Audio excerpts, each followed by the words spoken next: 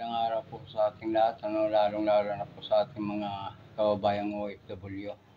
Gusto ko lang pong manawagan sa ating mga kababayang OFW na nawawalan ng pag-asa dahil nga itong nangyayari ngayon na yung mga bumuto ng online voting, lumalabas po na yung kanilang binoto hindi naman yun yung lumalabas pag chinek na nila na yun nga talaga yung binoto nila. Ang masasabi ko lang po, huwag po tayo mawala ng pag-asa, bumoto na pa rin po tayo at kailangan pong isulit natin yung ating boto. Bakit po?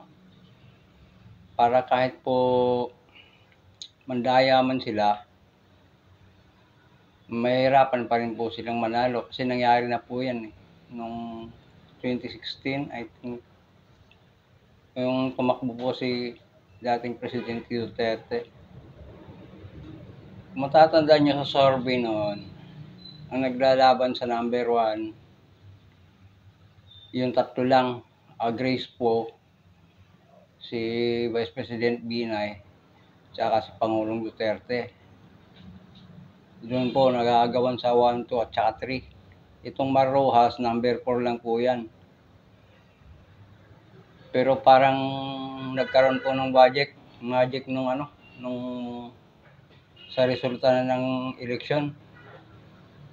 Kasi ang dumikit na kay dating Pangulong Duterte si Marrojas na.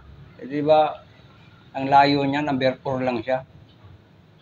So, doon po, nagkaroon ng magic. Buti na lang, landslide ang boto kay President Duterte. Umabot ng 16 million ang final na resulta. Kung di na nagkaroon ng magic, hindi lang 16 million yun. Diba? Kaya ang opinion ko lang po,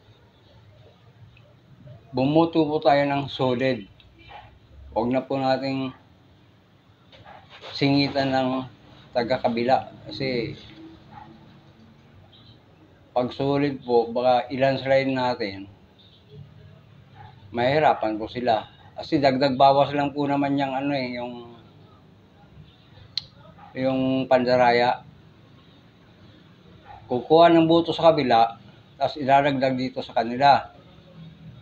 Kasi po, pag nagdagdag lang sila na hindi nila binawasan yung kabila, pag binilang po yung boto, sobra po doon sa bilang ng mga botante. Sumahalata po.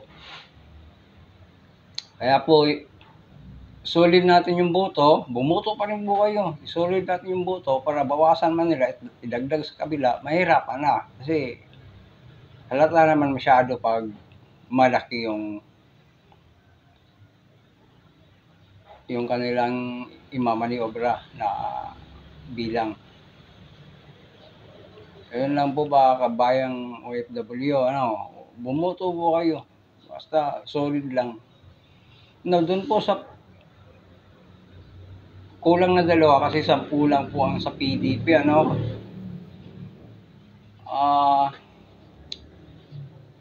suggestion ko lang po, dagdagan nyo rin po ng 2 na opposition pa rin na hindi po taga-alyansa kasi yun pong bakanting 2 na yun, pwede po nilang singitan din ng ng pandaraya yun. Dadagdag, isasaksakan nilang dalawang taga kanila para makumpleto yung 12.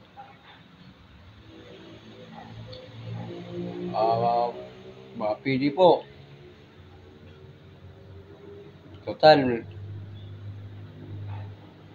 online, makakapag-communicate naman po lahat ng OFW. Pag-usapan nyo, sino yung isusulid din nyo na 2 para hindi na tayo masingitan.